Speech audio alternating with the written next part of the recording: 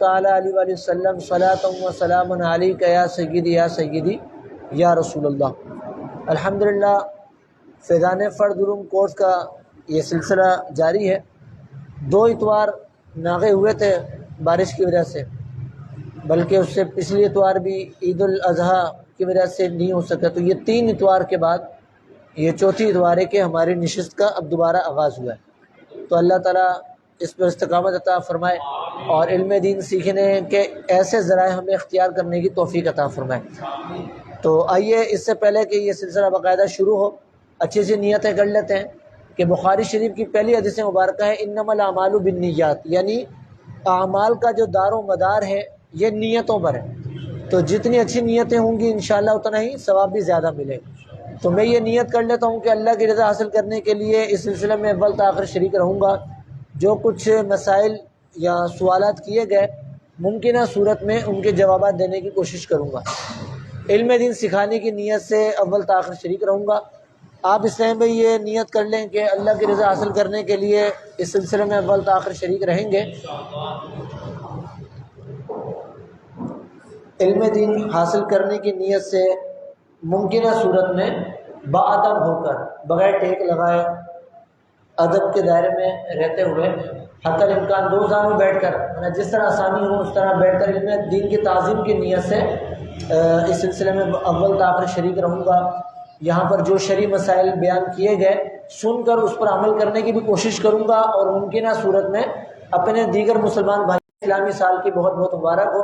اللہ تعالیٰ یہ سال ہمارے لیے برکتوں والا کرے، اس سال میں ہمیں خوب نیک اعمال کرنے کی توفیق عطا فرمائے، گناہوں سے اپنے آپ کو بچانے کی توفیق عطا فرمائے، خود بھی ہم گناہوں سے بچیں اور اپنے دیگر مسلمان بھائیوں کو بھی۔ 12 مہینے ہیں جب سے زمین و آسمان کی پیدائش ہوئی، ان 12 مہینوں میں 4 مہینے حرمت والے ہیں۔ ذالک الدین القیم فلا تظلموا فیہن انفسکم۔ آگے ارشاد فرمایا کہ ان مہینوں میں، یعنی حرمت والے مہینے ہیں، ان مہینوں میں اپنی جانوں پر ظلم نہ کرو، یعنی اپنے آپ کو گناہوں سے بچاؤ۔ تو خصوصیت کے ساتھ حرمت والے مہینوں میں گناہ کرنے سے، اپنی جان پر ظلم کرنے سے بچنے کا حکم دیا گیا۔ اور یہ یاد رہے کہ جس طرح نیکی کا اجر بڑھا دیا جاتا ہے، یعنی مخصوص دن ہو، مخصوص ایام ہو، مخصوص جگہ ہو کہ جہاں پر نیکی کا اجر بڑھ جاتا ہے، تو وہاں پر گناہوں کی ہولناکی میں بھی اضافہ ہو جاتا ہے۔ جیسے جمعے کی مثال لیں کہ جمعہ یہ دنوں کا سردار ہے۔ جمعے کے دن ایک نیکی 70 نیکیوں کے برابر ہے، یعنی ایک نیکی کا ثواب 70 گنا بڑھا دیا جاتا ہے۔ لیکن جمعے کے دن جس طرح نیکیوں کا اجر بڑھ جاتا ہے، اسی طرح گناہوں کی ہولناکیوں میں بھی اضافہ ہو جاتا ہے، یعنی اگر کوئی گناہ کرے تو اس کی شدت میں بھی اضافہ ہوتا ہے۔ اسی طرح ماہ رمضان ہے، اس میں نیکیوں کا اجر بڑھا دیا جاتا ہے، لیکن اب رمضان میں معاذ اللہ کوئی گناہ کرے تو اس کی ہولناکی میں بھی اضافہ ہوتا ہے۔ مسجد الحرام، یعنی جو حدود حرم ہے، حرم کی حدود ہیں، ان کی یہ فضیلت ہے کہ حرم میں ایک نیکی 1,00,000 نیکی کے برابر ہے۔ یہ وہاں پر اگر کوئی ایک نیکی کرے تو اس نے 1,00,000 نیکیاں کی۔ تو جس طرح وہاں پر ایک نیکی 1,00,000 نیکیوں کے برابر ہے، اسی طرح ایک گناہ بھی 1,00,000 گناہ کے برابر ہے۔ تو اس سے ہم اندازہ کریں کہ جو حرمت والے ایام ہوں، جو مخصوص ایام ہوں یا مخصوص جگہ ہوں، تو وہاں پر انسان کو مزید جو ہے وہ احتیاط کرنی چاہیے۔ ایک تو ویسے گناہوں سے بچنا ہے، لیکن ان مہینوں میں اہتمام کے ساتھ اپنے آپ کو گناہوں سے بچانا ہے۔ تو اللہ تعالیٰ ہمیں نیکیاں کرنے اور گناہوں سے بچنے اور دوسروں کو بچانے کی توفیق عطا فرمائے۔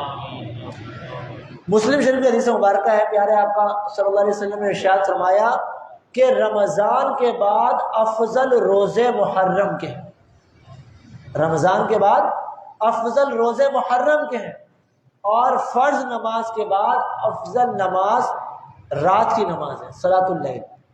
تو محرم کے روزوں کا پتہ چلا کہ یہ ماہ رمضان کے بعد ان روزوں کی بڑی فضیلت ہے، یہ بہت فضیلت کے حامل ہیں۔ ایک دوسری حدیث مبارکہ کا مفہوم ہے کہ پیارے آقا صلی اللہ تعالی علیہ وسلم نے ارشاد فرمایا کہ محرم کے ایک دن کا روزہ 1 مہینے کے روزوں کے برابر ہے۔ یعنی اگر کوئی ایک دن کا روزہ رکھتا ہے محرم میں تو ایسا ہے گویا کہ اس نے ایک مہینے کا روزہ رکھا. تو یہ نفل روزے ہیں. کوشش کرنی چاہیے کہ روزے رکھیں. اگر جیسے کام وغیرہ کی پرابلم نہ ہو، یعنی آپ جہاں کام کرتے ہیں اور آپ کو لگتا ہے کہ میں روزہ رکھ کر کام کر لوں گا، مشقت والا کام نہیں ہے، میں ڈیوٹی پوری کر لوں گا، روزہ بھی میرا آسانی سے ہو جائے گا، تو پھر رکھ لینا چاہیے. جس کے لیے آسانی ہو کہ یہ نفل روزے ہیں، فضیلت کے حامل ہیں، رکھیں گے انشاءاللہ ثواب ملے گا. اچھا، محرم الحرام کے حوالے سے کچھ جو مسائل، اہم مسائل میں کچھ بیان کروں گا، پھر انشاءاللہ آپ کے سوالات ہوں گے. اس سے پہلے ایک شوق کے حوالے سے سن لیں کہ محرم کا تعلق اس شوق سے بھی بڑا ہے کہ ایک طبقہ ہے وہ محرم کو یوں شوق کے انداز سے منا رہا ہوتا ہے، اور ہمارے بعد بیچارے مسلمان سنی بھائی جو ہے وہ بھی جو ہے وہ ان کے دیکھے ایسے افعال کر رہے ہوتے ہیں. تو پہلے یہ یاد رہے کہ شریعت اسلامیہ میں سوگ، کسی کے انتقال پر سوگ کرنا، یہ صرف 3 دن کے لیے، 3 دن کے بعد سوگ نہیں. یعنی کسی کا انتقال ہوتا ہے تو جو غم کا اظہار ہے، سوگ کرنا ہے، یہ 3 دن کے لیے. البتہ عورت جس کے شوہر کا انتقال ہو جائے تو وہ جب تک عدت میں ہے تو اس کے لیے سوگ ہے. یعنی وہ عدت میں کسی بھی قسم کی زینت اختیار نہیں کرے گی، ایک سوگ کی حالت میں رہے گی. مطلب سوگ کے جو ایک شرعی مسائل ہیں، عدت کے جو مسائل ہیں، اس نے کیا کرنا ہے، وہ پابندیاں اس پر رہیں گی. لیکن عورت کے علاوہ عام افراد کے لیے کسی شخص کے انتقال پر 3 دن سے زیادہ سوگ نہیں، صرف 3 دن کے لیے سوگ. اب محرم میں جہاں اس کی بہت سارے خصوصیات بھی ہیں، اس کے فضائل بھی ہیں، وہیں اس کے ساتھ بے شمار واقعات بھی ہیں کہ جن کا تعلق اس محرم سے، جو ایک محرم کے سمجھ لیں پہچان ہے. اسی میں نواس رسول سیدنا امام حسین رضی اللہ تعالیٰ عنہ کو بڑی بے دردی کے ساتھ، مظلومیت کے ساتھ میدان کربلا میں شہید کیا گیا. یہ بھی ایک دردناک واقعہ ہے کہ جو اسی محرم الحرام کی 10 تاریخ کو پیش آیا. لیکن اب اس واقعے کو بنیاد بنا کر سوگ منانا یہ جائز نہیں. یعنی اگر کوئی یوں شہادت امام حسین میں سوگ مناتا ہے، ایسا کوئی انداز اختیار کرتا ہے جو سوگ کی طرف لے کر جاتا ہے، تو یہ جائز نہیں ہوگا. ہاں، مطلب کہ انہوں نے جو قربانیاں پیش کی اس میں ہمارے لیے بہت عظیم درس ہے. ہم اس سے درس حاصل کرتے ہوئے اپنے آپ کو دین اسلام کی خاطر بالکل پیش کریں، اپنے مال کو قربان کریں، اپنے وقت کی قربانی دیں، علم دین سیکھنے میں مشغول ہو جائیں، اور جب وقت پڑے تو جان کا نذرانہ پیش کریں. یعنی جو ایک درس ملتا ہے اس پر عمل کریں. اور یہ ایسا دردناک واقعہ ہے کہ مسلمان کو اس کا غم تو ہونا چاہیے. یہ سید اعلیٰ علیہ رحمہ فرماتے ہیں کہ جس کو اس واقعے پر غم نہیں تو اس کو پھر اپنا علاج کروانا چاہیے. ایک مفہوم عرض کر رہا ہوں کہ اتنا دردناک واقعہ ہوا اور اس کو ایک یوں غم نہ ہو. لیکن ایک ہوتا ہے غم ہونا اور ایک ہوتا ہے کہ غم پیدا کرنا. یعنی قصداً کوئی ایسا ماحول اختیار کرنا، ایسا ماحول پیدا کر دینا کہ جس میں غم قصداً کیا جائے، تو یہ جائز نہیں، اس کی اجازت نہیں ہے کہ سوگ منانا یہ جائز نہیں ہے. اب بعض لوگ یہ سوالات کرتے رہتے ہیں کہ مرد کے لیے کالا لباس پہننا کیسا ہے، سیاہ رنگ کا لباس پہننا کیسا ہے. تو مرد کے لیے کالے رنگ کا لباس پہننا یہ جائز ہے، اس میں کوئی گناہ والی بات نہیں ہے. ہاں، اس میں احتیاط کرنی ہے کہ سوگ کی نیت سے کالا لباس اگر پہنا جائے تو یہ جائز نہیں ہے. اور یوں ہی محرم الحرام میں چونکہ ایک طبقہ ہے وہ ان کا ایک شعار ہے کہ وہ کالے رنگ کا لباس پہنتے ہیں، تو محرم الحرام میں بھی کالے لباس پہننے کی اجازت نہیں. بالخصوص اس کے جو شروع کے 12 دن ہیں اس میں اپنے آپ کو بچانا ہے کہ کالے رنگ کا لباس نہیں پہننا. اس میں جو ہے وہ کسی قسم کے سوگ کا یوں اظہار نہیں کرنا. تو یوں ایک لباس کے ذریعے بھی سوگ کا اظہار نہ ہو. یوں ہی بعض لوگوں میں یہ غلط فہمی پائی جاتی ہے، وہ یہ سمجھتے ہیں کہ محرم الحرام میں چپل نہیں پہننی چاہیے، ننگے پاؤں رہنا چاہیے. اب ایک طبقہ ہے اس میں یہ بات مشہور ہے کہ بھائی ننگے پاؤں رہنا چاہیے. تو اگر کوئی ننگے پاؤں رہتا ہے ویسے ہی رہتا ہے اور اس کو کوئی لازم اور ضروری نہیں سمجھتا، اور نہ ہی یہاں پر وہ اس کی کوئی سوگ کی نیت ہے کہ امام حسین رضی اللہ تعالیٰ عنہ کی شہادت میں کوئی سوگ منا رہا ہے، ایسا بھی کچھ نہیں ہے. تو فی نفس ہی ننگے پاؤں رہنے میں کوئی حرج نہیں ہے. لیکن یہ ہے کہ اپنے آپ کو گندگی وغیرہ سے بچانا ہوگا، نجاست ناپاکی وغیرہ سے بچانا ہوگا. مسجد میں آنا ہو تو پھر وہ ایک مطلب کہ آلودہ پاؤں لے کر نہیں آ سکتے، یہ سب باتیں اپنی جگہ رہیں گی. لیکن اگر اس کے پیچھے یہ سوچ ہے کہ امام حسین کا غم، ایک سوگ، اس لیے جو ہے وہ مطلب کہ ننگے پاؤں رہنا ہے، تو اس کی بھی شریعت میں اجازت نہیں. یوں ہی بعض جگہ یہ بات مشہور ہے کہ محرم میں سفر نہیں کر سکتے، سفر نہیں کرنا چاہیے محرم میں. تو یہ بھی لوگوں کی ایک ایسی برائی بھی بات ہے کہ محرم میں سفر نہیں کر سکتے. اب آپ بتائیں کہ کسی کو جو ہے وہ محرم میں مدینے کا سفر درپیش ہو، عمرے کا جیسے وہ اس کا مطلب معاملہ ہو جائے اور مدینے سے بلاوا آ جائے تو کیا کرے گا؟ وہ بیٹھا رہے گا، بھی محرم میں سفر نہیں کر سکتے، وہ تو جائے گا مدینے. تو محرم میں سفر بھی کر سکتے ہیں. اس طرح کی باتیں جو ایک مشہور ہوتی ہیں، بعض لوگ یہ سمجھتے ہیں کہ محرم میں امام حسین رضی اللہ تعالیٰ عنہ کی نیاز دلانے ہیں. یہ تو ٹھیک ہے، لیکن ایک یہ طبقہ بھی ہے، ایک یہ ذہن بھی پایا جاتا ہے کہ امام حسین کے علاوہ دیگر کسی اور کی نیاز نہیں دلا سکتے، کیوں یہ محرم کا مہینہ ہے. پھر محرم کا مہینہ ہے، اس کا مطلب یہ نہیں کہ امام حسین کی نیاز کے علاوہ آپ کسی کی نیاز دلا ہی نہیں سکتے. پھر نیاز دلانا، فاتحہ، یہ سارے ثواب ہے، اور یہ سارے ثواب جو ہے وہ سال کے 12 دن ہر وقت آپ کسی کے لیے بھی کر سکتے ہیں. ہاں یہ ہے کہ جب ایک عرس کا دن آتا ہے، ایک شہادت کا دن آتا ہے، تو خاص اہتمام کے ساتھ ان کے لیے ایک فاتحہ اور ایک نیاز کا اہتمام کیا جاتا ہے. لیکن اس کا ہرگز یہ مطلب نہیں کہ ان کی نیاز کی جائے تو پھر کسی اور کی نیاز نہیں کر سکتے. جب محرم الحرام کے مہینے میں کیا اعمال کیے جائیں، تو میں نے یہ عرض کیا کہ کوشش کر کے روزے رکھے جائیں. مزید علم دین سیکھنا یہ تو ضروری بھی ہے کہ حدیث پاک کا مفہوم ہے کہ علم دین حاصل کرنا ہر مسلمان مرد اور عورت پر فرض ہے. اور اس کے تحت علماء کرام نے فرمایا کہ یہاں سے مراد دینی علم ہے، اسکول کالج والا علم مراد نہیں ہے، بلکہ یہاں پر علم سے مراد علم دین ہے. اور ہر مسلمان پر اپنی حیثیت کے مطابق علم دین کا سیکھنا یہ فرض ہے. ہر مسلمان پر حیثیت کے مطابق علم دین کا سیکھنا فرض ہے. اب جیسے ایک مسلمان ہے، بالغ ہو چکا ہے، تو اب اس پر نماز فرض ہے، تو نماز کے متعلق مسائل سیکھنا اس پر فرض ہے. اگر اللہ تعالیٰ نے اس کو مال سے نوازا ہے، صاحب نصاب ہے، تو اب اس پر زکوٰۃ کے مسائل سیکھنا فرض ہے. اسی طرح جب ماہ رمضان کی آمد ہو، چونکہ یہ بالغ ہے، اس پر روزہ فرض ہے، تو روزے کے مسائل سیکھنا فرض ہے. یوں ہی کوئی شخص کاروبار کر رہا ہے تو کاروبار کے متعلق ضروری مسائل یہ سیکھنا اس پر فرض ہے. یعنی اپنی حیثیت کے مطابق جو اس کی کنڈیشن ہے، جو اس کی حالت ہے، اس مطابق اس پر علم دین کا سیکھنا ہی فرض ہے. اور روایت کا مفہوم ہے کہ علم جو ہے وہ عبادت سے افضل ہے.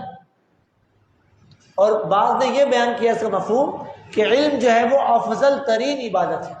تو یہاں پر میں ایک نیکی کی دعوت پیش کرتا چلوں کہ الحمدللہ مدنی مذاکروں کا سلسلہ جاری ہے، اور مدنی مذاکرے میں علم دین اتنے آسان انداز سے بیان کیا جاتا ہے، یعنی جو درپیش مسائل ہیں کہ آپ پابندی کے ساتھ مدنی مذاکرے میں شرکت فرمائیں. آپ کو نہ صرف ضروری علم دین سیکھنے کو ملے گا کہ جو آپ کے متعلق ضروری مسائل ہیں، بلکہ اس کے علاوہ دیگر مسائل بھی آپ کو سیکھنے کو ملیں گے.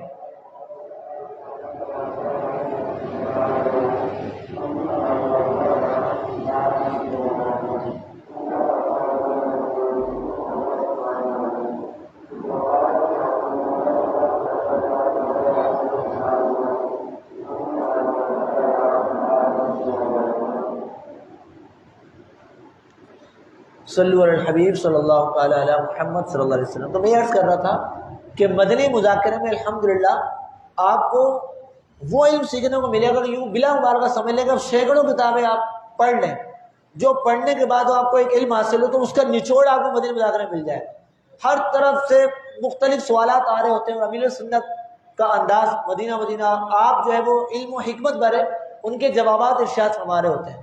تو ہماری یہ خوش قسمتی ہے کہ پرسوں سے مدنی مذاکروں کا سلسلہ شروع ہو چکا ہے، جو کہ محرم الحرام کی 12ویں تاریخ تک مسلسل یہ سلسلہ چلتا رہے گا.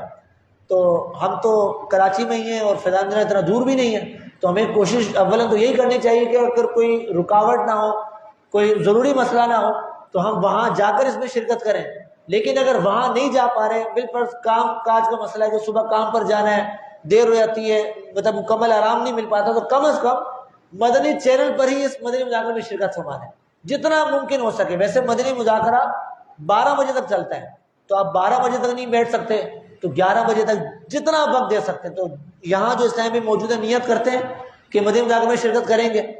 ہر ہفتے کوئی مدنی مذاکرہ ہوتا ہے، لیکن ابھی ہماری خوش قسمتی تو یہ ہے کہ یہ لگاتار مدنی مذاکروں کا سلسلہ جاری ہے، کہ جو 12ویں تاریخ تک لگاتار یہ مدنی مذاکرے چلتے رہیں گے، اور جب چھٹی کا دن ہو جاتا ہے، اتوار کا دن چھٹی کا دن ہے، تو ہفتے کو وہاں جا کر شرکت کر لیں۔ تو انشاءاللہ ایک ذہن تو ہے، بلکہ کوشش بھی کی جا رہی ہے کہ جس طرح ہر جمعرات کو اجتماع کے لیے گاڑی روانہ کی جاتی ہے، تو اس طرح یہاں پر کوئی ایسا سلسلہ ہو کہ ہر ہفتے کو مدنی مذاکرے کے لیے بھی گاڑی کا اہتمام ہو۔ جب ہوگا انشاءاللہ پھر آپ اجتماعی طور پر اس مدنی مذاکرے میں شرکت کریں گے، تو اللہ تعالیٰ جو سنا میں اس پر عمل کرنے کی توفیق عطا فرمائے۔ تو محرم الحرام میں روزے رکھنے کی کوشش کریں، مدنی مذاکروں میں شرکت کرنے کی کوشش کریں، مدنی مذاکروں میں شریک ہوں، علم دین سیکھنے کو ملے گا۔ مزید یہ کہ مدنی قافلوں میں سفر کریں، ایک تو 8، 9، 10 محرم الحرام مدنی قافلے سفر کریں گے، اس کی تو تمام اسلامی نیت کر ہی لیں، ابھی سے نیت کر لیں گے، نیت کا ثواب ابھی سے ملنا شروع ہو جائے گا، اور جب سفر کریں گے تو انشاءاللہ سفر کا بھی ثواب ملے گا۔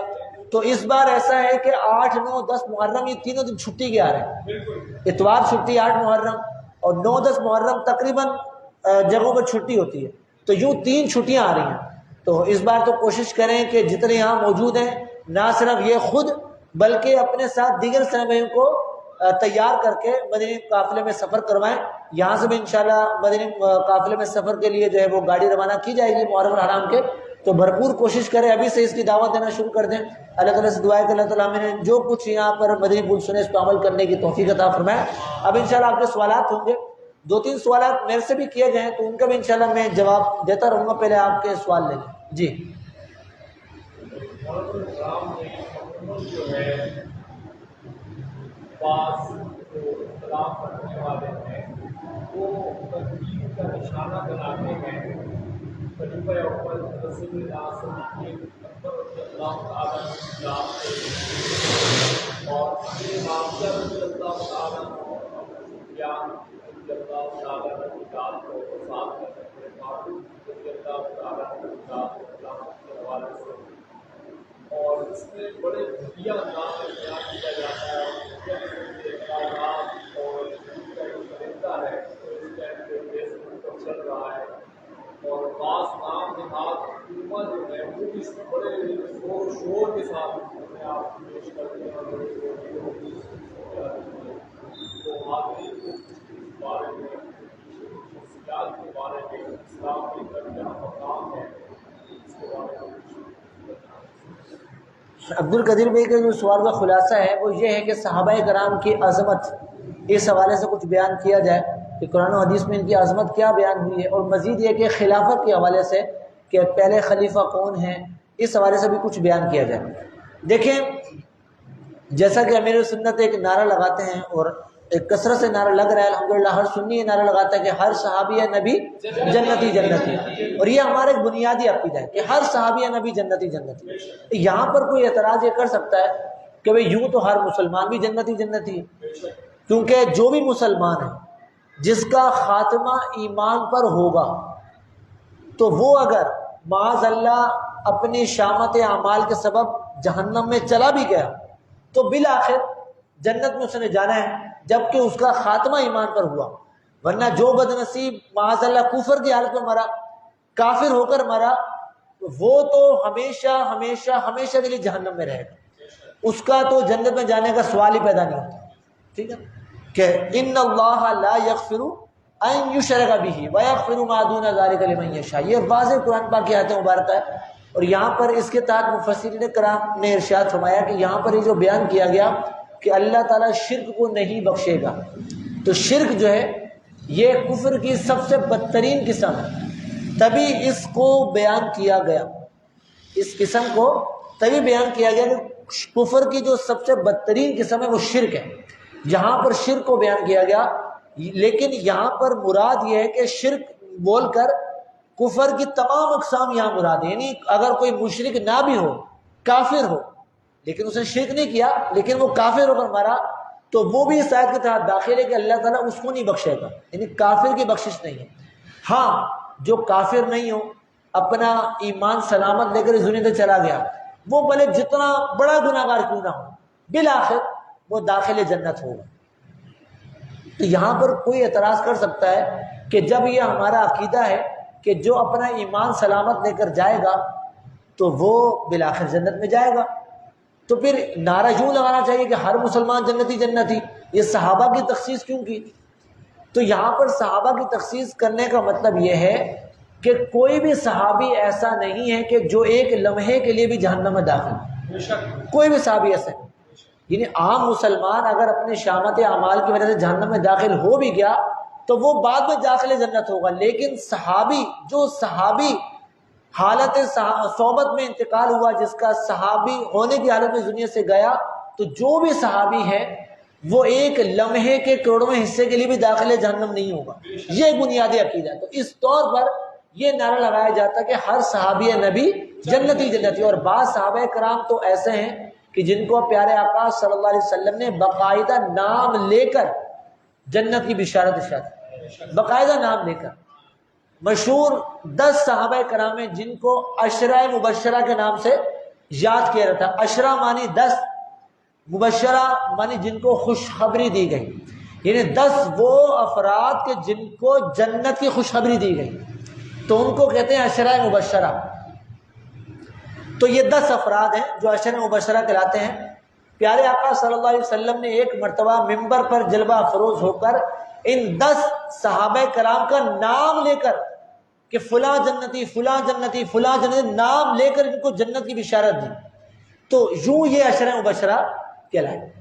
تو ان 10 میں 4 تو خلفائے راشدین ہیں، حضرت سیدنا صدیق اکبر، حضرت سیدنا عمر فاروق، حضرت سیدنا عثمان غنی اور حضرت سیدنا علی المرتضیٰ شیر خدا کرم اللہ تعالیٰ وجہ الکریم.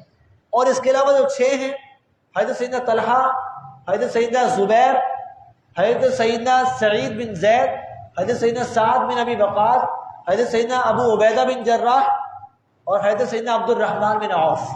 تو یہ 10 افراد، 10 صحابہ کرام ایسے ہیں کہ جن کو نام لے کر ایک مرتبہ ممبر پر آپ جلوہ افروز ہو کر جنت کی بشارت دی. اس کے علاوہ مختلف مواقع پر مختلف صحابہ کرام کو جنت کی بشارت دی گئی. تو یہ تو تھا خصوصیت کے اعتبار سے، ورنہ یہ قرآن کا فیصلہ ہے. یعنی جہاں پر صحابہ کرام کا ذکر ہوا، جا بجا قرآن پاک میں صحابہ کرام کا ذکر ہوا، کہیں ہوا رضی اللہ عنہم ورضوا عنہ کہ اللہ ان سے راضی اور یہ اللہ سے راضی.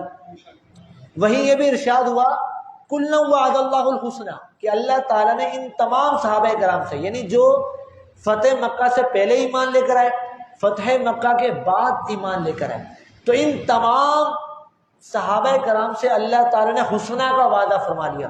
اور یہاں پر مفسرین کرام نے فرمایا کہ حسنہ سے مراد جنت ہے. یعنی اللہ تعالیٰ نے ان تمام صحابہ کرام سے جنت کا وعدہ فرما لیا کہ یہ جنت میں جائیں گے. اچھا، جن سے جنت کا وعدہ فرمایا گیا، ایک دوسرے مقام پر ارشاد ہوا ان الذین سبقت لہم من الحسنى کہ وہ افراد کے جن سے ایک حسنہ کا وعدہ کیا گیا، یعنی جو جنتی ہیں ان کے بارے میں فرمایا گیا اولئک عنہا مبعدون کہ یہ وہ خوش نصیب افراد ہیں کہ جو جہنم سے بہت دور رکھے جائیں گے. کتنے دور رکھے جائیں گے؟ لا یسمعون حسیسها کہ جہنم میں جانا تو دور کی بات، جہنم کی ہلکی سی آواز بھی نہ سنیں گے. یعنی آگے ان کے فضائل بیان کیے گئے. تو صحابہ کرام کا جنتی ہونا، ان کا جہنم سے اتنا دور ہونا، یہ تو قرآن آیات سے ثابت ہے، اور یہ ہر صحابی کے بارے میں. اور جو یہاں پر ذکر کیا گیا حضرت سیدنا امیر معاویہ، حضرت سیدنا ابو سفیان رضی اللہ تعالیٰ عنہ، جن کو معاذ اللہ ایک طبقہ بہت مطلب کہ برا بلا کہتا ہے، ان کی صحابیت بھی متفق ہے کہ یہ صحابی ہیں، اور جو صحابی ہے وہ قطعی جنتی. ٹھیک ہے، ایک تو یہ بات ہو گئی. اچھا، اب اعتراضات کیوں کیے جاتے ہیں؟ اصل میں ہوا یہ، ہمارا اہل سنت کا ایک بنیادی عقیدہ ہے، بلکہ اس پر اجماع ہے کہ بشر میں، یعنی لوگوں میں، انسانوں میں انبیاء کرام علیہم الصلوۃ والسلام کے علاوہ کوئی معصوم نہیں. اس کے علاوہ فرشتے معصوم ہیں. انبیاء اور فرشتوں کے علاوہ کوئی اور معصوم نہیں. کوئی ولی جو ہے خواہ کتنے ہی بڑے مرتبے کا ہو لیکن وہ معصوم نہیں ہے. اللہ تعالیٰ اپنے اولیاء کرام کو محفوظ رکھتا ہے، گناہوں سے بچا کر رکھتا ہے، محفوظ رکھتا ہے. لیکن اگر کسی ولی سے مطلب کوئی گناہ سرزد ہو جائے تو ایسا ہونا ناممکن بھی نہیں ہے، ممکن ہے. کیونکہ ہمارا یہ بنیادی عقیدہ ہے کہ فرشتوں اور انبیاء کے علاوہ کوئی معصوم نہیں. اور معصوم ہونے کا مطلب یہ ہے کہ ان سے گناہ ہو ہی نہیں سکتا، یعنی شرن ان سے گناہ ہونا ناممکن ہے، یہ گناہ کر ہی نہیں سکتے فرشتے اور نبی انبیاء کرام۔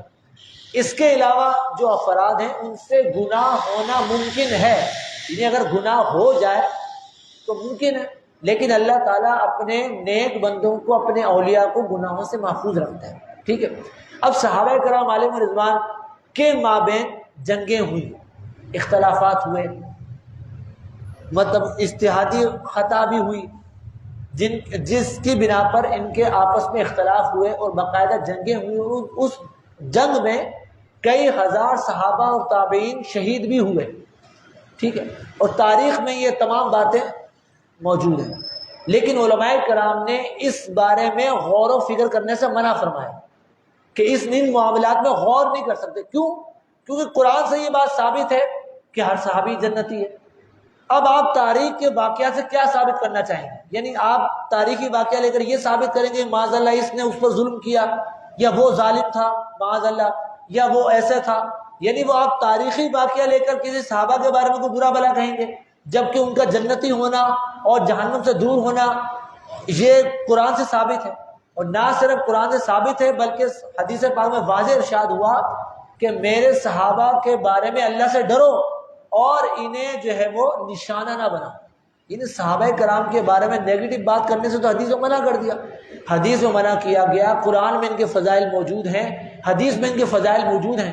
اب ہم قرآن و حدیث چھوڑ کر تاریخ کا واقعہ لے کر یہ باتیں لے کر ثابت کریں کہ اس نے یوں کیا، اس نے یوں کیا، وہ آپس میں لڑے تو یہ ہوا، کوئی نتیجہ نکالنے بیٹھ جائیں کہ ایسا نتیجہ نکالے کہ معاذ اللہ ہمارے اپنے ایمان کے لالے پڑے ہیں، تو یہ بہت گھناؤنی حرکت ہے۔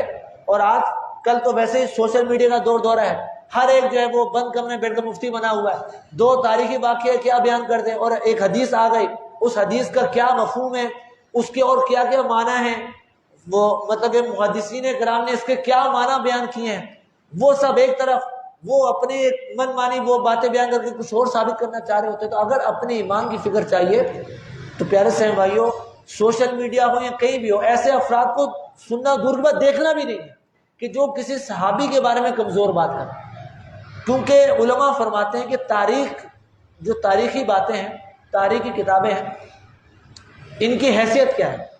ان تاریخی باتوں سے تو حیض و نفاس کے مسائل حل نہیں ہوتے، یعنی ایک حیض و نفاس کا مسئلہ ہے، یہ آپ تاریخ کی کتاب سے حل نہیں کر سکتے، بلکہ آپ کو اس مسئلے کو حل کرنے کے لیے بھی قرآن و حدیث اور فقہائے کرام کی کتابوں کو دیکھنا ہوگا۔ تو تاریخ کی تو یہ حیثیت ہے کہ آپ اس تاریخ کو بنیاد بنا کر حیض و نفاس کے مسائل حل نہیں کر سکتے، اور آپ چلیں کہ اس تاریخی کتابوں سے لے کر اپنے عقیدے کو مطلب وہ بنیاد بنا لیں، اپنے عقیدوں کو سنوار لیں۔ یعنی صحابہ کرام کے بارے میں عقیدہ کیا ہونا چاہیے، یہ کہاں سے ثابت کر رہے ہیں؟ تاریخ سے، کہ فلاں صحابی نے یہ کر دیا، وہ یوں ہو گیا، وہ یوں ہو گیا۔ دیکھیں یہ سب باتیں اپنی جگہ، تاریخ میں بہت ساری باتیں بعد میں لوگوں نے اپنی طرف سے ایڈ کی، یعنی اس وقت جنگ ہوئی جو ہوا، لیکن اس کی منظر کشی کس انداز سے بیان کی گئی، اور تاریخ میں ایسی باتیں بیان کی گئیں کہ جس سے معاذ اللہ یہ تاثر جاتا ہے کہ معاذ اللہ کوئی صحابی ظالم ہے، انہوں نے ظلم کیا، انہوں نے ایسا گناہ کیا، کہ حالانکہ وہ تاریخی باتیں ہیں۔ حدیث کا جہاں تک معاملہ ہے، حدیث کی ہزارہا کتب ہیں، لیکن ان کتابوں میں جو صحاح ستہ ہے، مشہور ہیں، انہیں 6 وہ کتابیں ہیں کہ جن میں صحیح احادیث کی تعداد زیادہ ہے، جس میں سر فہرست بخاری شریف۔ امام بخاری علیہ رحمہ لاکھوں حدیثیں یاد تھیں آپ کو، لیکن بخاری شریف میں کتنی حدیث ہم نے نقل کی؟ چند ہزار۔ یعنی آپ کی شرائط بہت کڑی تھی، جس طرح روایت لیتے ہیں، اتنی مطلب کڑی شرائط کے بعد آپ نے چھان بین کر کے چند ہزار احادیث جو ہیں وہ اس میں جمع کی، اتنا اہتمام کیا۔ لیکن تاریخ کی کتابوں کا کیا اہتمام کیا گیا؟ وہاں روایت کرنے والا کون ہے، وہ کس نے وہ بات کہی، کون اتنا اہتمام کرے؟ وہاں تو جو بھی تھا سب بیان کر دیا۔ اب کوئی ایک کے بارے میں معاذ اللہ ایسا بدظن تھا تو اس نے اس کے بارے میں کوئی ایسی غلط بات کر دی، وہ تاریخ کا حصہ بن گئی۔ اور آج لوگ تاریخ کا دکھا رہے تھے، فلاں عالم نے جو وہ اپنی تاریخ کی کتاب میں یہ بات ذکر کی ہے۔ بھی تاریخ کی کتاب کا مطلب یہ ہوتا ہے تاریخ بیان کر دینا، انہوں نے تاریخ بیان کر دی۔ اب اس سے کوئی ہم عقیدہ تھوڑی ثابت کریں گے، ہم کسی کے بارے میں عقیدہ بنائیں، عقیدہ قرآن و حدیث سے ہی بنے گا، اور وہ عقیدہ ہم بتا چکے کہ ہر صحابی قطعی جنتی ہے۔ جب یہ اتنی واضح بات ہے تو ہم نے کسی صحابی کے بارے میں کوئی کمزور بات سننی ہی نہیں. اگر کوئی معاذ اللہ کمزور بات کرتا بھی ہے تو اس کی گلی سے بھی نہیں گزارنا. یہ تو ہو گیا صحابہ کرام کی شان کے بارے میں. اب رہی بات خلافت کی، تو اہل سنت کا اس پر اجماع ہے کہ پہلے خلیفہ برحق یہ حضرت سیدنا صدیق اکبر رضی اللہ تعالیٰ عنہ، یعنی انبیاء کے بعد افضل ترین ہستی جو ہے وہ سیدنا صدیق اکبر رضی اللہ تعالیٰ عنہ. اس کے بعد سیدنا عمر فاروق اعظم جو کہ دوسرے خلیفہ ہیں، پھر سیدنا عثمان غنی تیسرے خلیفہ ہیں، اور پھر چوتھے خلیفہ حضرت سیدنا علی رضی اللہ تعالیٰ عنہ. اچھا، بعض لوگ جو ہے وہ طرح طرح کی باتیں کرتے ہیں. اب وہ کہیں گے کہ دیکھیں خلافت کے اعتبار سے ٹھیک ہے حضرت سیدنا صدیق اکبر پہلے خلیفہ ہیں، لیکن علم کے اعتبار سے حضرت سیدنا افضل علی، حضرت سیدنا علی افضل ہیں علم کے اعتبار سے. کہ حدیث پاک کا مفہوم ہے کہ میں علم کا شہر ہوں، علی اس کا دروازہ ہے. تو اتنی فضائل جو حضرت مولا علی کے علم کے حوالے سے ہیں، تو علم میں تو افضلیت حضرت علی کو ہے، خلافت کے اعتبار سے بھلے وہ افضل ہے. اچھا، یہ بات کر کر وہ اس کے پیچھے حضرت علی کو افضل مطلب کہ قرار دینے کی کوشش کرتے ہیں. وجہ یہ ہے کہ علم کو جو ہے یہ افضلیت کی بنیاد قرار دیا گیا کہ علم جو ہے عالم اور غیر عالم یہ دونوں برابر نہیں ہو سکتے نا. تو علم کو بنیاد بنا کر وہ کہتے ہیں کہ حضرت سیدنا مولا علی علم میں افضل ہے، حالانکہ یہ بات بھی درست نہیں. وجہ یہ ہے کہ حضرت سیدنا علی رضی اللہ عنہ کے بے شمار فضائل ہیں. جہاں آپ کے اور فضائل ہیں وہیں پر علم میں آپ کی اتنی شہرت ہے کہ آپ فرماتے ہیں کہ اگر میں چاہوں تو سورہ فاتحہ کی تفسیر میں 70 اونٹ بھر دوں. ایک سورہ فاتحہ کی تفسیر میں 70 اونٹ بھر دوں. یہ سورہ فاتحہ کی تفسیر کی بات ہے. بقیہ پورے قرآن پاک کی تفسیر تو ایک طرف، فرماتے ہیں کہ سورہ فاتحہ کی تفسیر میں 70 اونٹ بھر دوں. تو اس سے اب اندازہ لگائیں کہ اللہ تعالیٰ نے سیدنا علی رضی اللہ تعالیٰ عنہ کو کتنا علم کا مقام دیا، کتنا کثیر علم عطا فرمایا کہ آپ یہ بات ارشاد فرما رہے ہیں. اور آپ کے علم کے واقعات بھی بے شمار ہیں. ٹھیک ہے، آپ کا علم اتنا ہے کہ مطلب کہ اللہ تعالیٰ نے آپ کو بہت نوازا، لیکن جب آپ کے علم کا مقابلہ تقابل حضرت سیدنا ابو بکر صدیق رضی اللہ عنہ کے علم سے کریں گے تو صحابہ کرام علیہ رضوان فرماتے ہیں، بخاری شریف کی حدیث مبارکہ ہے، حضرت سیدنا ابو سعید خدری رضی اللہ عنہ اس حدیث کے راوی ہیں، فرماتے ہیں کہ سیدنا صدیق اکبر رضی اللہ تعالیٰ عنہ ہم سب میں سب سے زیادہ علم رکھنے والے تھے. اور پھر ایک حدیث پاک ارشاد فرمائی، فرماتے ہیں کہ پیارے آقا صلی اللہ علیہ وسلم نے ارشاد فرمایا کہ اللہ تعالیٰ نے اپنے ایک بندے کو اختیار دیا کہ چاہے تو وہ اپنے رب کی ملاقات کو اختیار کر لے، چاہے تو وہ دنیا میں رہنا پسند کر لے. تو پیارے آقا صلی اللہ علیہ وسلم نے ارشاد فرمایا کہ اس بندے نے رب کی ملاقات کو اختیار کیا، یعنی دنیا کو اختیار نہیں کیا بلکہ رب کی ملاقات کو اختیار کیا. یہ بات ارشاد فرمائی. اتنی بات جب ہوئی تو صحابہ کہتے ہیں کہ حضرت سیدنا ابو بکر صدیق رضی اللہ تعالیٰ عنہ پھوٹ پھوٹ کر رونے لگ گئے. صحابہ پریشان ہو گئے کہ سرکار نے تو ایسی کوئی بات کہی نہیں، یہ حضرت سیدنا ابو بکر صدیق کو کیا ہو گیا کہ اتنا رو رہے ہیں. صحابہ کہتے ہیں کہ ہمیں بعد میں پتہ چلا کہ وہ جو ہستی جس کے بارے میں سرکار نے فرمایا تھا وہ خود سرکار کی ذات تھی، اور ہم وہ بات کو نہیں مطلب پہنچ سکے. حضرت سیدنا صدیق اکبر رضی اللہ تعالیٰ عنہ اس بات کو جان چکے تھے کہ اب پیارے آقا صلی اللہ علیہ وسلم کے وصال ظاہری کا وقت آ چکا، کہ آپ فرما چکے کہ میں نے رب کی ملاقات کو پسند کی. تو سیدنا صدیق اکبر اس بات کو جان چکے تھے جبکہ دیگر صحابہ نہیں پہنچے. تو یہ حضرت ابوبکر صدیق کا علم ہے. مزید جب پیارے آقا صلی اللہ علیہ وسلم کے وصال ظاہری سے چند دن پہلے جب مرض نے مزید شدت پکڑی تو آپ نے ارشاد فرمایا کہ حضرت ابو بکر کو حکم دو کہ وہ نماز پڑھیں. تو پیارے آقا صلی اللہ علیہ وسلم کے وصال ظاہری سے پہلے تقریباً 17 نمازیں سیدنا صدیق اکبر رضی اللہ تعالیٰ عنہ نے پڑھائی. اس کے تحت علماء فرماتے ہیں کہ امام کون ہونا چاہیے؟ امام وہ ہو کہ جو علم میں سب سے افضل. بعض نے کہا کہ امام وہ ہو کہ جو قرات میں سب سے افضل ہو. بعض نے کہا کہ امام وہ ہونا چاہیے کہ جو فقاہت میں فقہ میں سب سے افضل.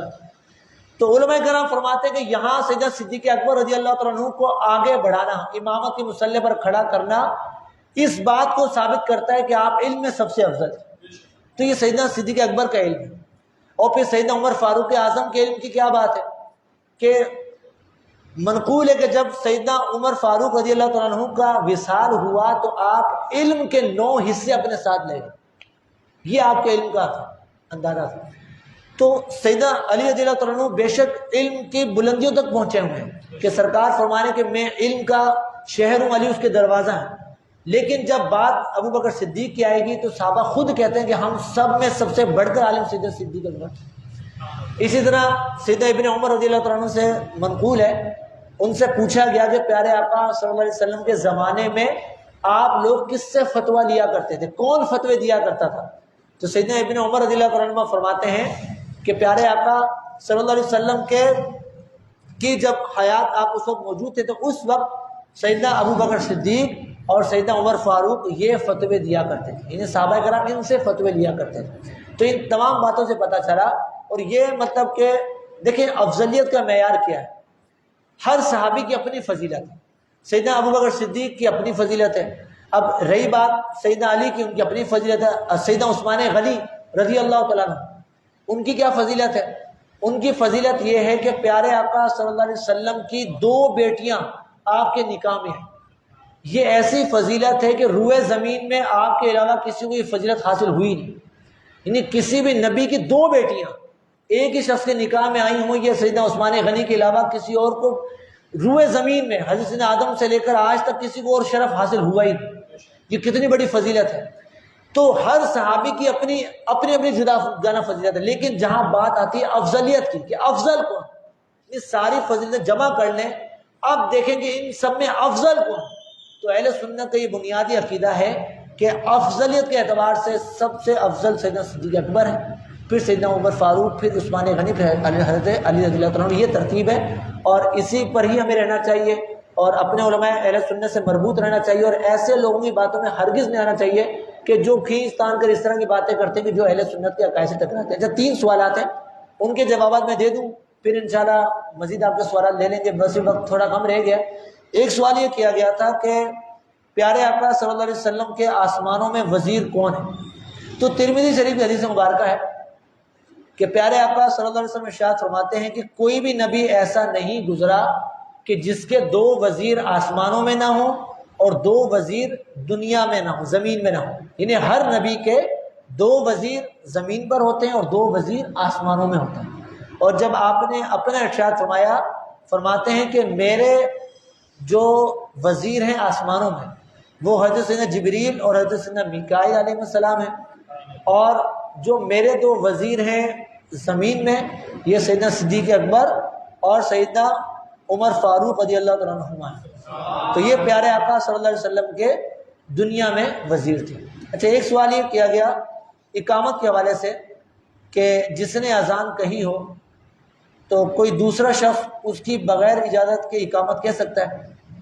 اس پر جو ہے وہ ہمارے دارالحکومت سنت کا ایک فتویٰ بھی وائرل ہوا ہے اور اتفاق ہے کہ فتویٰ بھی اسی سوال پر ہے. تو میں وہ فتویٰ پڑھ کر ہی سنا دیتا ہوں. سوال یہ کیا گیا کہ ایک شخص نے اذان دی اور خود کہیں چلا گیا تو کوئی دوسرا شخص اس کی جگہ اقامت کہہ سکتا ہے؟ جواب یہ ہے کہ جو شخص اذان دے تکبیر اقامت کہنا بھی اسی کا حق ہے. جس نے اذان دی اقامت کہنا بھی اسی کا حق ہے.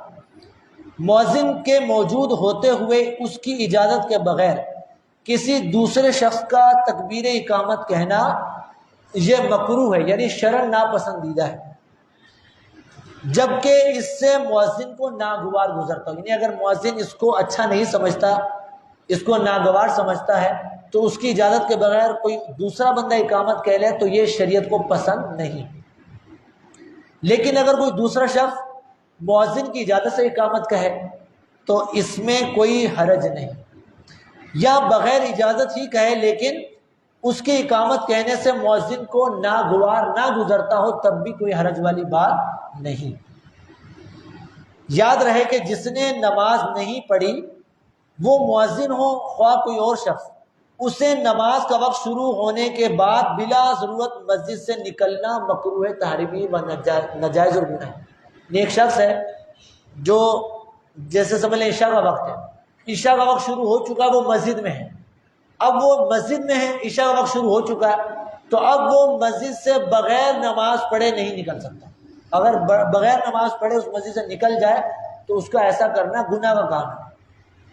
ہاں اگر ضرورت ہو، مثلا وہ کسی دوسری مسجد کا امام ہو، اگر وہ یہاں رکے گا تو وہاں اس مسجد میں نماز کون پڑھائے گا، تب تو اس کو نکلنا ہوگا، یا پھر کسی دوسری مسجد کا انتظام اس کے سپرد ہے کہ اس کو وہاں جانا ہے، یا پھر استنجا وغیرہ کی اس کو حاجت ہو گئی، تو اس صورت میں اگر وہ نکلتا ہے تو یہ نکلنے کی مطلب کہ حاجت ہے کہ ضرورت نکل سکتا ہے۔ یا پھر بلا ضرورت بھی اگر نکل گیا لیکن پتہ ہے کہ میں جماعت کے ساتھ اگر نماز پڑھ لوں گا تب بھی وہ نکل سکتا ہے جبکہ اس کی جماعت فوت ہے۔ تو یہ اقامت کے حوالے سے بھی اس میں جواب آ گیا، اور اس کے ضمن میں دیگر بھی ہم نے مسائل سن لیے۔ اچھا، ایک سوال یہ کیا گیا کہ جو اسلامی کرسی پر نماز پڑھتے ہیں تو صف کے دوران وہ کرسی کہاں رکھی جائے؟ اس کے تحت ایک رسالہ جاری ہوا ہے، کرسی پر نماز پڑھنے کے احکام۔ اس میں اس حوالے سے جو ذکر کیا گیا میں آپ کو پڑھ کے سنا دیتا ہوں۔ اس رسالے میں یہ ایک ہیڈنگ ہے، مسجد میں دوران جماعت کرسیاں کہاں رکھنی چاہیے؟ اس کا جواب یہ ہے کہ کرسیاں صف کے کناروں پر رکھی جائیں۔ صف کے درمیان رکھنے کی وجہ سے بلا وجہ نمازیوں کو غاشت ہوگی۔ صف درست کرنے میں بعض اوقات درمیان میں رکھی ہوئی کرسی کی وجہ سے خلل آتا ہے۔ صف بناتے ہوئے کھڑے کھڑے سرکنا آسان ہوتا ہے، مگر کرسی بیچ میں رکھی ہو تو اسے سرکاتے ہوئے صف درست کرنا مشکل کام ہے۔ عام طور پر کرسیاں کنارے ہی پر رکھی جاتی ہیں، یہی مناسب ہے، مگر بعض مساجد میں دائیں بائیں کے کناروں پر لائن سے 4-5 کرسیاں سجائی ہوتی ہیں۔ یعنی جو بڑی مسجد ہوتی ہیں جہاں پر کرسیاں زیادہ ہوتی ہیں تو دیکھنے میں آتا ہے کہ شروع کے 2-3 صفوں میں وہ ایک ترتیب میں 4-5 کرسیاں اس طرف، 4-5 کرسیاں اس طرف ایک سجا دی جاتی ہیں۔ تو اس کے حوالے سے مفتی صاحب فرماتے ہیں کہ بعض مساجد میں دائیں بائیں کے کناروں پر لائن سے 4-5 کرسیاں سجائی ہوتی ہیں۔ بعض کرسی پر بیٹھنے والے تکبیر اولیٰ سے پہلے آ جاتے ہیں، بعض کرسیاں خالی ہوتی ہیں۔ عین نماز شروع ہوتے وقت وہی دقت کہ خالی کرسیوں کو اٹھانے میں کرنی پڑتی ہے۔ بعض لاپرواہی سے ایسے ہی نیت باندھ لیتے ہیں، سب پوری نہیں کرتے۔ اس جانب بھی توجہ دینی چاہیے، پہلے سے کرسیاں نہ سجائی جائیں۔ پتہ چلا کہ 4-5 کرسیاں سجی ہوئی ہیں، اب ایک کرسی پر کوئی آ کر بیٹھ گیا، 3 کرسیاں ایسے خالی پڑی ہوئی ہیں، وہ لوگوں نے پیچھے نماز شروع کر دی، تو یہ بھی نہ ہو۔ یعنی کرسیاں اگر حاجت ہے بھی تو کئی کونے میں کرسیاں رکھی ہوں، جو اس طرح معذور افراد آ رہے ہیں جن کو کرسی پر نماز پڑھنی ہے وہ آئیں، اپنی کرسی اٹھائیں اور سب کنارے پر وہ کرسی لگا لیں، پہلے سے سجانے کی کوئی ایسی حاجت نہیں ہے۔ اس جانب بھی توجہ دینی چاہیے کہ پہلے سے کرسیاں نہ سجائی جائیں۔ کوئی معذور و مریض ہوگا تو پہلی دوسری تیسری صف جس صف میں اسے جگہ ملے گی اسی کے کنارے پر اپنی کرسی رکھ لے گا۔ تو یہ اس حوالے سے مفتی فضیل صاحب کا یہ رسالہ ہے، کرسی پر نماز پڑھنے کے احکام۔ تو یہ اس رسالے میں انہوں نے اس حوالے سے یہ مسئلہ بیان کیا، تو وہ میں نے آپ کے سامنے پڑھ کر سنا دیا۔ ابھی ہمارے پاس تقریباً 10 منٹ ہے کوئی اور سوالات تو وہ لے لیتے ہیں۔ جی وقار میں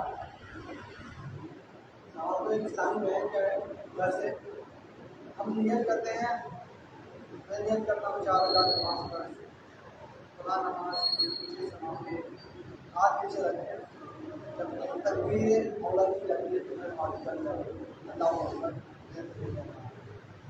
تو مگر اسلامی میں نے ایسا نہیں کرتے، وہ کہہ رہے ہیں کہ مفتی اگر یہ پوچھ کرے گا کہ ہم پوری تکبیر نہیں پڑھتے، میں نیت کرتا ہوں یہ وہ ساری چیزیں، اس کے بعد ہم ہمارا اللہ یہاں ایسے ہی کرنا چاہیے کہ جیسے ہم مرد حضرات کرتے ہیں وہ کرنا چاہیے۔ دیکھیں، نیت کے حوالے سے پہلے تو یہ بات یاد رہے کہ نیت کہتے ہیں کسے؟ نیت کہتے ہیں دل کے پکے ارادے کو، یعنی دل میں آپ کا ارادہ ہو، دل کے پختہ ارادے کو نیت کہتے ہیں۔ اور اس کا جو ادنا درجہ ہے، کم سے کم درجہ ہے، وہ علماء کرام نے یہ بیان فرمایا کہ نیت کا کم سے کم درجہ یہ ہے کہ اگر کوئی آپ سے پوچھے کہ آپ کون سی نماز پڑھ رہے ہیں تو آپ اس کو بتا سکیں میں فلاں وقت کی فلاں نماز پڑھ رہا ہوں، میں فرض نماز پڑھ رہا ہوں، میں سنت نماز پڑھ رہا ہوں، میں نفل نماز پڑھ رہا ہوں، یہ نیت ہے۔ اب آپ سے کسی نے پوچھا آپ کون سی نماز پڑھ رہے ہیں، آپ سوچنے لگے میں کون سی نماز پڑھ رہا ہوں، تو اس میں نیت ہی نہیں ہے آپ کی۔ تو نیت کا کم سے کم درجہ یہ ہے کہ آپ کے دل میں ارادہ ہو کہ میں کون سی نماز پڑھ رہا ہوں، ٹھیک ہے، یہ نیت ہے۔ آپ کے دل میں ارادہ ہے کہ میں فرض پڑھ رہا ہوں، اللہ اکبر، آپ نے نیت کرتے ہوئے نماز شروع کر دی تو آپ کی نماز شروع ہو جائے گی۔ یہی مسئلہ مرد کے لیے بھی ہے، عورت کے لیے بھی ہے۔ رہی بات زبان سے نیت کرنا، تو زبان سے نیت کرنا یہ ضروری نہیں ہے، البتہ زبان سے نیت کرنا مستحب ہے، یعنی زبان سے نیت کریں گے تو اچھی بات ہے، ثواب بھی ملے گا، تو زبان سے نیت کر لینی چاہیے۔ اب زبان سے نیت کریں گے تو کیا کریں گے، نیت کے الفاظ کیا ہوں گے، تو وہ کتابوں میں لکھے ہوئے ہیں۔ اب مثال کے طور پر نیت کرتا ہوں میں 4 رکعت فرض نماز ظہر پڑھتا ہوں اللہ تعالیٰ کے لیے، ٹھیک ہے، یہ آپ نیت کے الفاظ ہیں۔ اب چونکہ آپ جماعت کے ساتھ نماز پڑھ رہے ہیں تو آپ یہ بھی الفاظ کریں گے پیچھے اس امام کے، ٹھیک ہے، اللہ اکبر، یہ زبان سے نیت کر لی آپ نے۔ اب اگر عورت نیت کرنے چاہے زبان سے، اب ان کا یہ کہنا ہے کہ ہم تو زبان سے نیت نہیں کرتے۔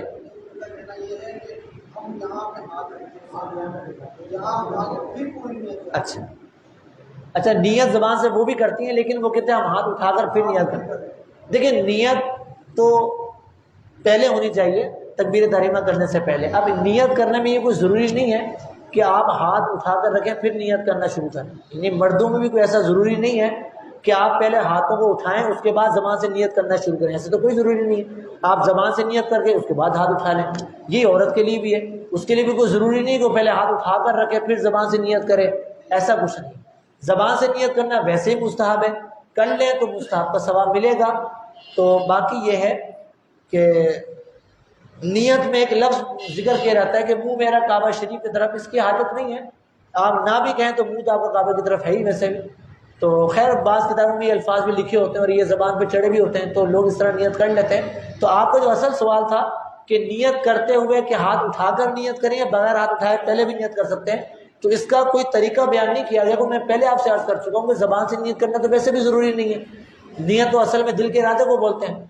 البتہ اتنا ضرور ہے کہ تکبیر تحریمہ کرنے سے پہلے نیت ہو۔ اگر کسی نے تکبیر تحریمہ کہہ لی، اللہ اکبر کہہ کر نماز شروع کر دی، اب اس کے بعد وہ نیت کرتا ہے تو اب وہ یہ نیت درست نہیں ہے، کیونکہ جو نماز کی شرائط ہے اس میں سے جو سب سے آخری شرط ہے وہ تکبیر تحریمہ ہے، تو تکبیر تحریمہ سے پہلے نیت کا پایا جانا ضروری ہے۔ اگر کسی نے ایسا کیا کہ تکبیر تحریمہ پہلے کے لیے نیت بعد میں کی تو اس کی وہ نماز شروع ہی نہیں ہوگی۔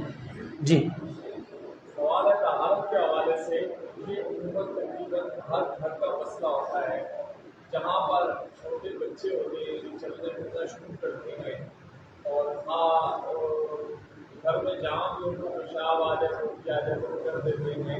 عموماً زیادہ مسئلہ پیشاب اور نبی کا پیمپر وغیرہ جو بناتے ہیں اور پیشاب وغیرہ کو ٹھیک ہو جاتا ہے بعض اوقات، تو ٹائل ماربلات بہت استعمال ہوتی ہیں۔ عموماً یہ گھروں میں مختلف جگہوں پر پیشاب کر دیتے ہیں، اور خواتین کیا کرتی ہیں وہ دھونے کا مسئلہ تو بڑا مشکل ہوتا ہے، وہ کیا کریں گے پوچھا لیں گی، اس کو ماریں گی، بس کھا کر پھینک دیا۔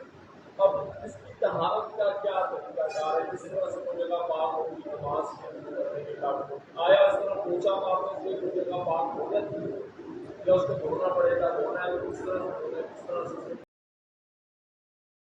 پاک کر سکتے ہیں؟ دیکھیں سوال آپ کا یوں الفاظ کے اعتبار سے بہت مختصر ہے، لیکن ویسے سوال اس کے جواب کی بہت ساری صورت ہیں۔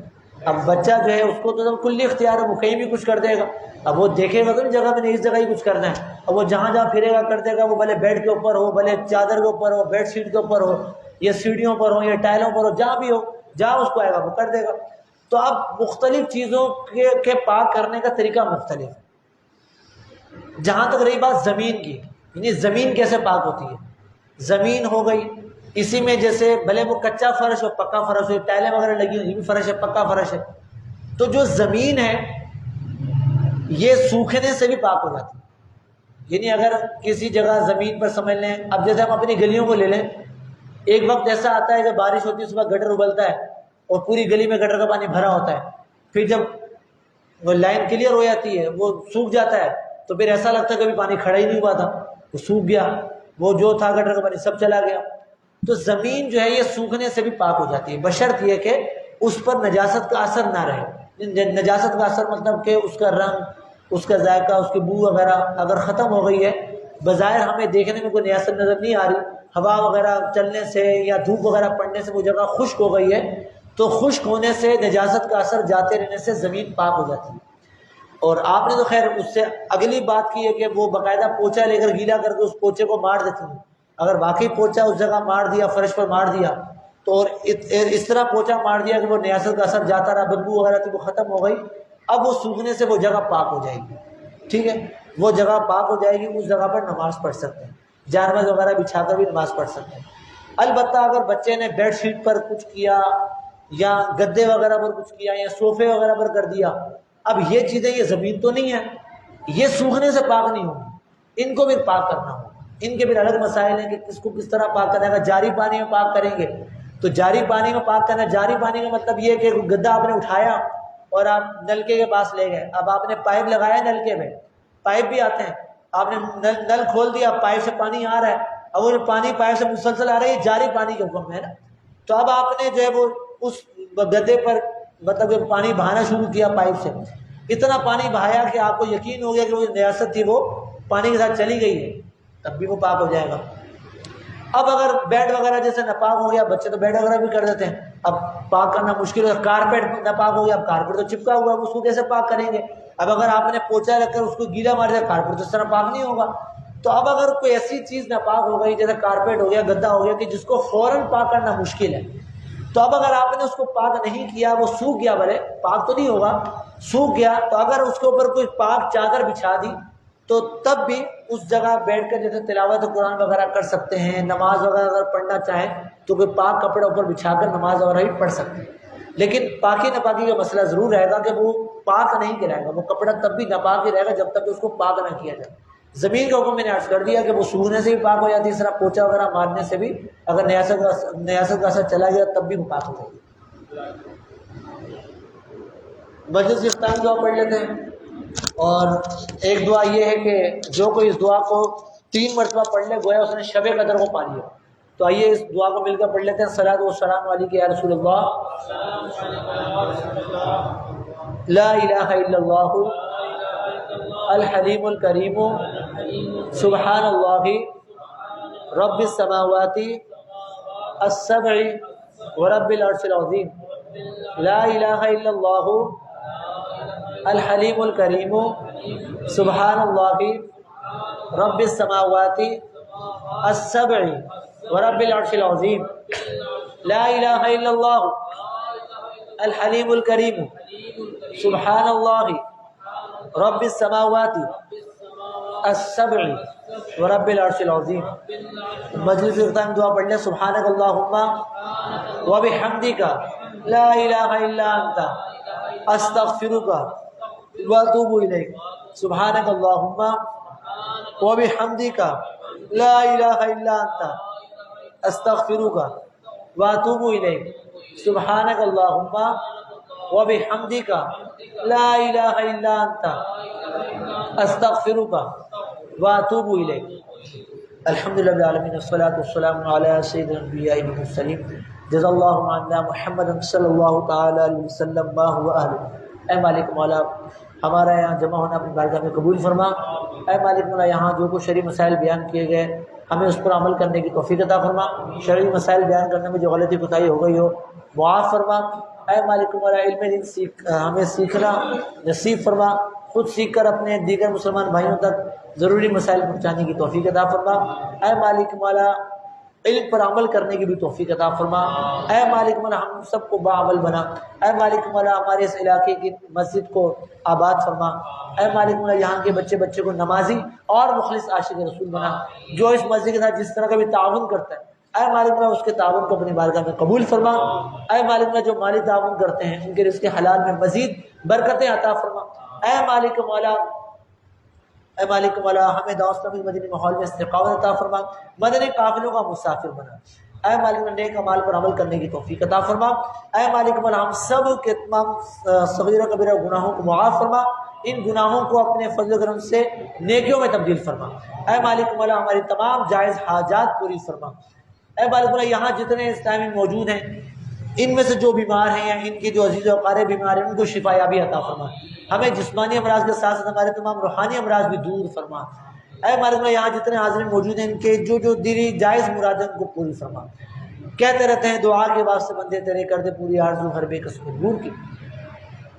جب تمہیں واپسی ہو یا اللہ سامنے ہو روزہ رسول اللہ، ہم سب کے لب پہ ہو لا الہ الا اللہ محمد رسول اللہ صلی اللہ